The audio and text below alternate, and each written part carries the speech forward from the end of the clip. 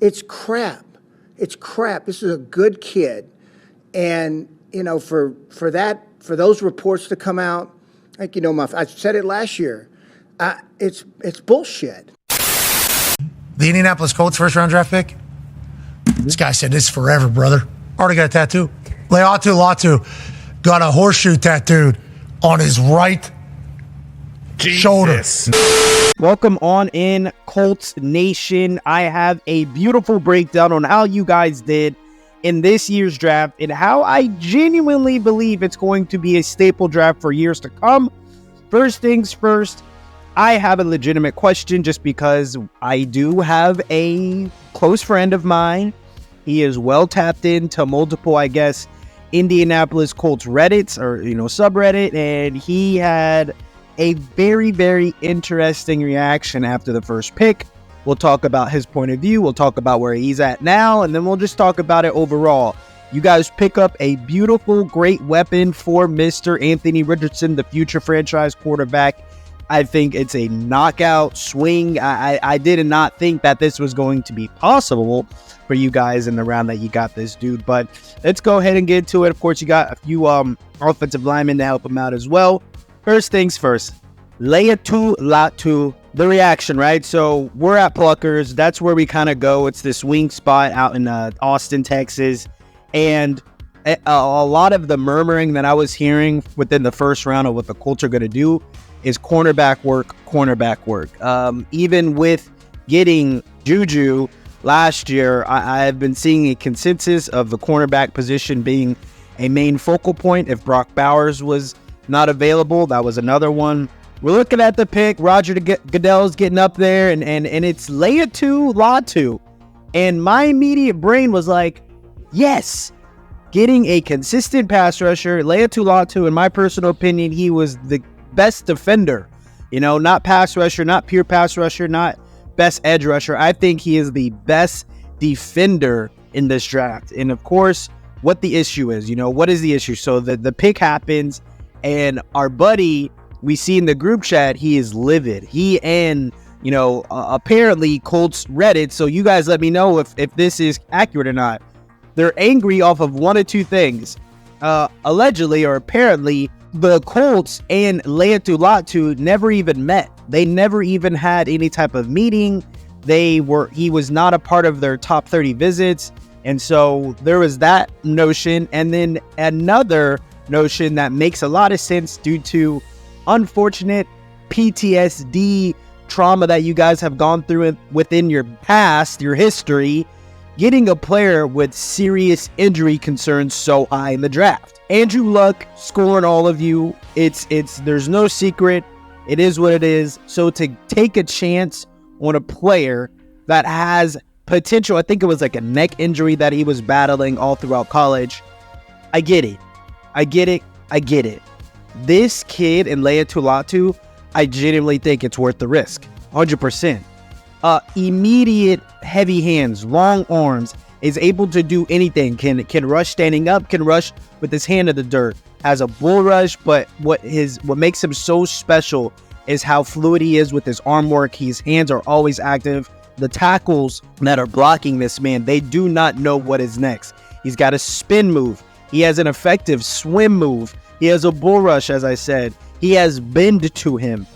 And it's just a clear-cut notion that if this injury concern wasn't a thing, Leatu Latu doesn't get past the Chargers at 5. Like, he's a top 5 draft pick if it weren't for the injuries history. And that's a consensus. Like, yeah, you got it. And so I understand the frustration. I understand the worry. But you guys let me know in the comment section, is this draft pick something that you guys feel like you regret? Something that when it first happened, you hated it, but you learned to love it through time?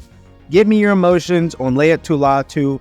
But I think the best pick, Leatu Latu, he's going to be the best player on your defense probably in a few weeks. I don't know. EJ Speed, I got crazy respect for him.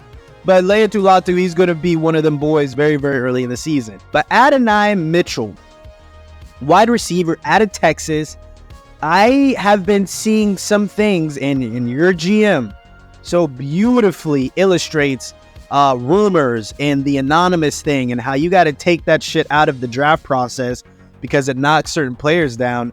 And Mitchell, he's pissed. You guys have a pissed off wide receiver that was a no-brainer to be a first rounder. There's no reason why there are certain receivers that got picked ahead of Adonai Mitchell. And the best comparison that's I can see is he's very much an athletic CeeDee Lamb before he becomes a ball carrier. So route running, being able to get out of certain breaks, the jump ball ability, the ability to even run the routes and having the speed. He is CeeDee Lamb. Now, I'm just going to keep it G. When the ball gets into CeeDee Lamb's hands, he becomes a different player. I have not seen that consistently with Adonai Mitchell. I'm not saying he can't do it, but it's just a different thing.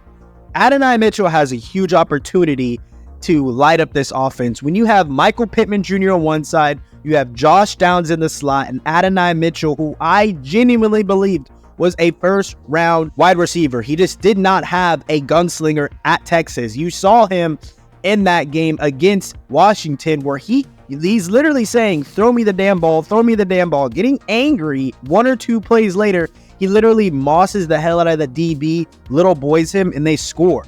So maybe if they were just force-feeding him that entire game and or that entire season, things would have gone differently.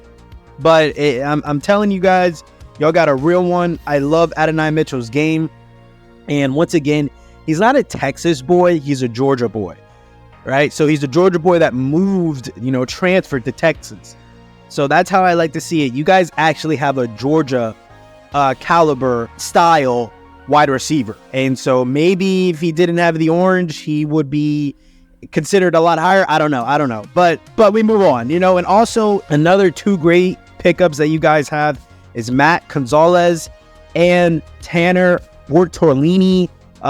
Sounds like an Italian descent from that guy, but 2 legitimate offensive linemen. You hear the video call with Matt Gonzalez, and you see the emotion that he has, and you already see the GM Ballard is already like, you're gonna fit right in. Like, he's swearing on the phone, just has that big boy offensive lineman grungy mentality to him already. And then Tanner Bortolini, you hear a lot of stuff at the end of the draft week where he was being highly regarded as one of the better interior offensive linemen, played center at Wisconsin. So, but he has shown that he does have the capabilities of playing some guard work as well. So you guys get 2 legitimate offensive linemen. As long as Anthony Richardson has continued to progress, get healthy, get better, get stronger. I saw him at the Pacers game not too long ago. You guys are in legitimate good hands. Now, another thing that is very huge and important is when you get a wide receiver in the second round of Adonai Mitchell's capabilities, and then you have Michael Pittman Jr., and then you have Josh Downs, you have these weapons, you have Jonathan Taylor in the backfield, and you pick up 2 offensive linemen. I really genuinely hope that Anthony Richardson uses his legs, but is refraining from becoming a mobile quarterback. You guys are very much in a sensitive position to where you do not need your quarterback consistently getting hurt. We got him wide receivers. We got him offensive linemen. Let's do better by keeping him up better. Like, comment, and subscribe.